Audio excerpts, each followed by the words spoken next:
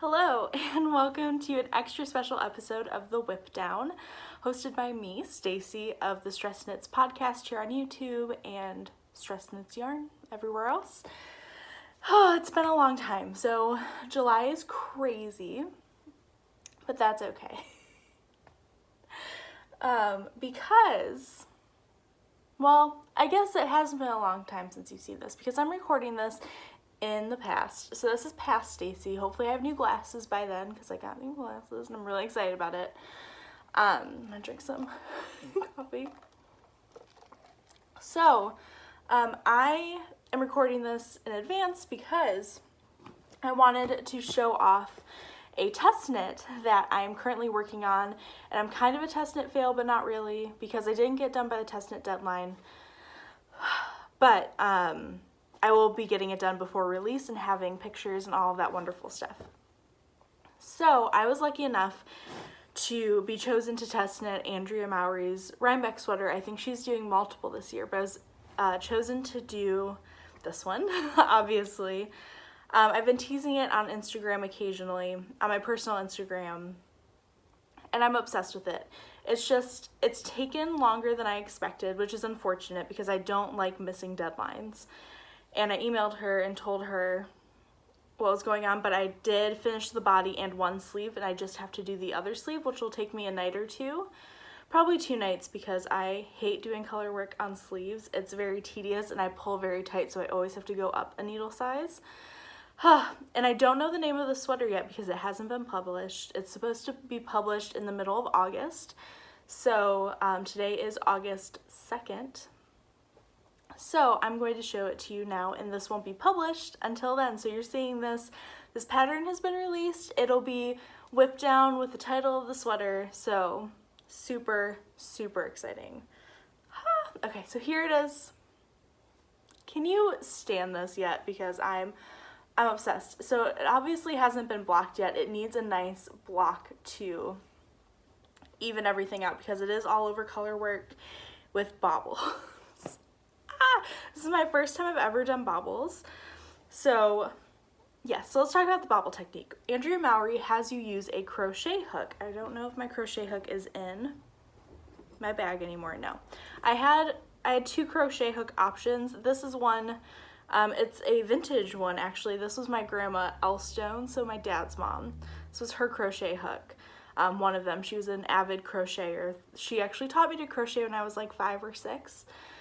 And I really think that she instilled the love of fiber arts in me. So this is one of her crochet hooks, and I wanted to use it, but it was just slightly too big because this is a 4.25 millimeter, a G hook, and I think I ended up using a C hook,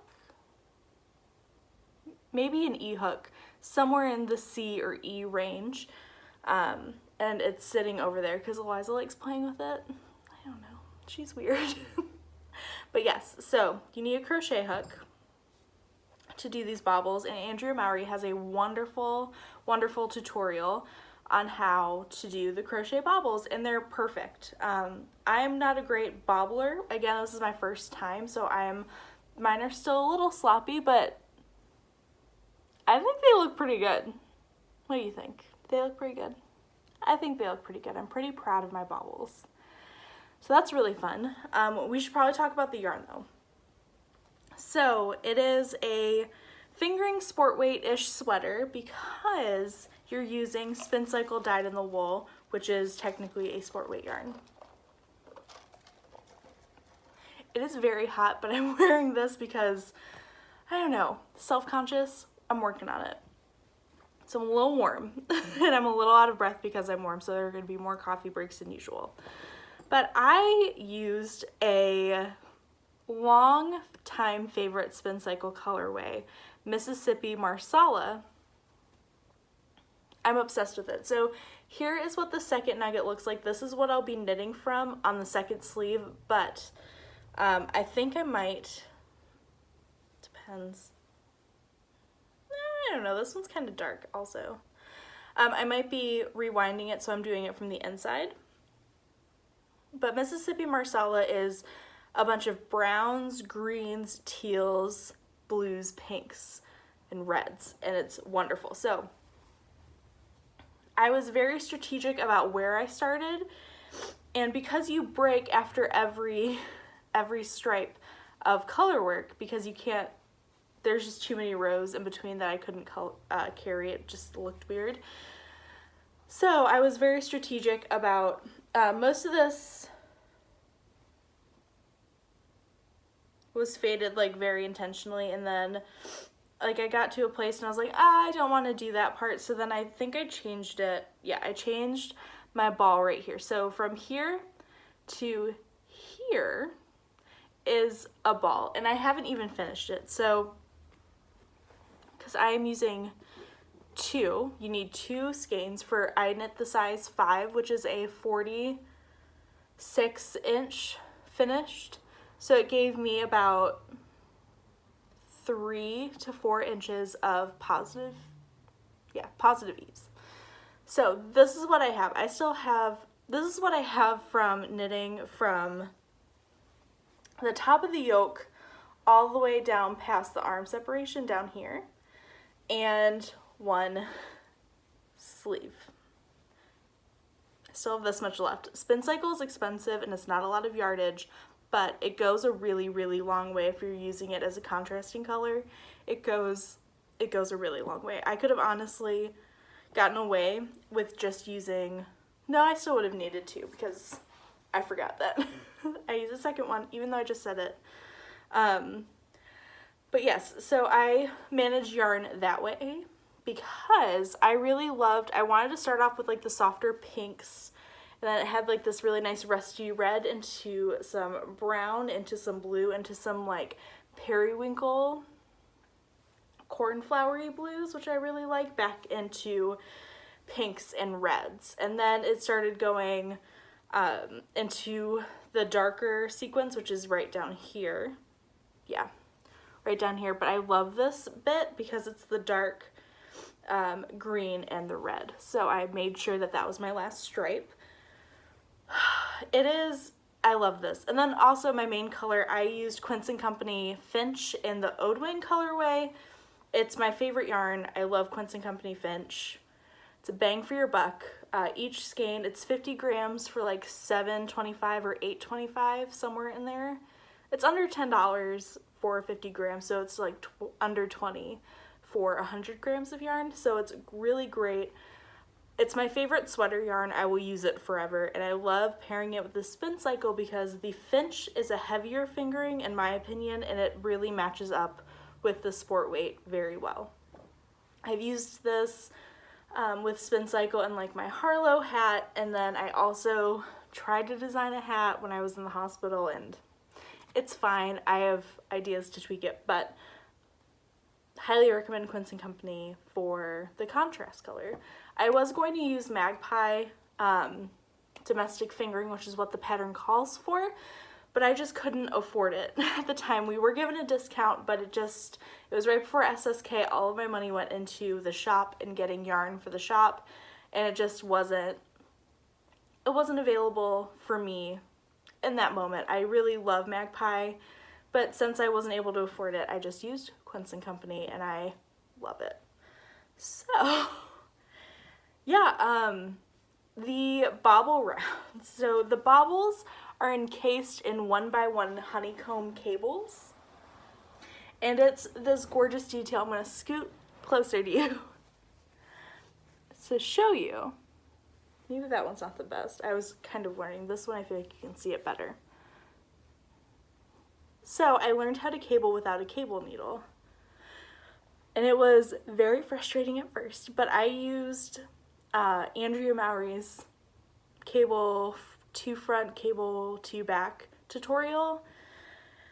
It helped a lot. So highly recommend her tutorials for this pattern because it just helped understand, and I've never cabled without a cable needle before, and it made it intuitive, and I got the hang of it towards the end of the pattern.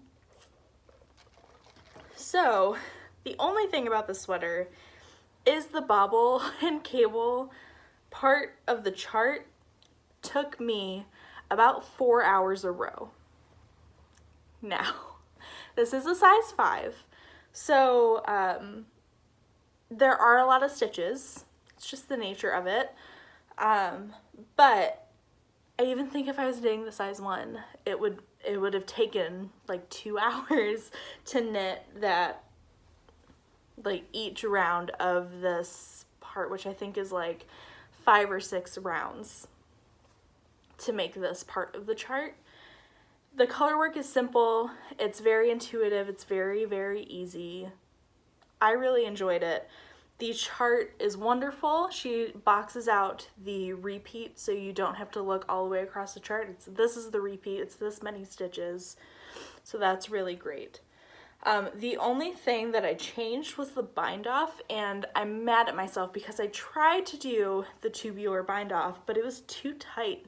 I tried it twice, and I really wanted to hit the makeshift table this is on. But I really wanted to do it to the pattern, but I also really wanted to hit the deadline. So it was figure this out and not make the deadline, or just fudge it and possibly hit the deadline. So tubular bind offs have given me trouble in the past. If you watched my weekender video, that's a tubular bind off, and I mess it up every time with the neckline part. So yeah. Yeah, but I love this sweater. I'm knitting the sleeve. I'm starting it after this. And I can't wait to wear this at Rhinebeck. This is my Rhinebeck sweater, which is really exciting because we just booked our trip. So Doug, Eliza, and I will be at Rhinebeck. I'm pretty sure Eliza's going. We have to figure out some stuff, but that's super exciting. And I'll talk about that more on the podcast. Yeah, but I love it. I also lengthened it just a little bit. So, yeah, I lengthened it just a little bit. Maybe by like an inch. And it hits me right at my hip, which is where I wanted it. So it's still cropped enough to where I can wear it with a skirt or a dress and it still looks great. Or I can wear it with a pair of jeans and not feel super self-conscious. Yeah, but I love it. I cannot wait for all of you to see this and to knit this. It's amazing. Oh, there's also short row shaping in the back.